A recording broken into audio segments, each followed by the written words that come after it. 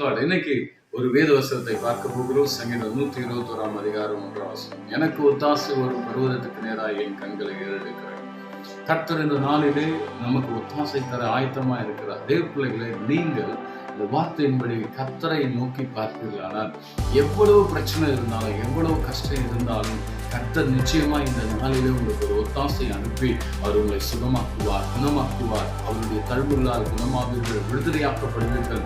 வேதம் சொல்லுகிறது, குமாரன் விடுதலையாக்கினார், நீயாவது விடுதலையாவீர்கள். ஒத்தாசை தருகிறவர் கர்த்தர், உதவி தருகிறவர் கர்த்தர். இன்னைக்கு யார்கிட்ட போய் நான் நிக்க போறேன்னு சொல்லி நீ நிக்கிறையா? இல்லை, நீ யார்கிட்ட நிக்க வேண்டாம். நம்மை படைத்த கர்த்தர் சமூகத்தில் நிற்பீர்களானால் கர்த்தர் உங்களுக்கு ஒத்தாசை தருவார். அவரே நம்முடைய பாதுகாப்பு, அவரே நம்முடைய ஆசீர்வாதம், அவரே நம்முடைய அதிசயங்களை காண செய்யக்கூடிய தேவனாய் இருக்கிறார். அப்படினால் தேவ பிள்ளைகளை, தாவீது கர்த்தரிடத்துல ஒத்தாசை கேட்டான். கர்த்தரிடத்துல கேட்ட யாவரும் பெற்றுக்கொண்டார்கள் என்று வேதம் சொல்கிறது.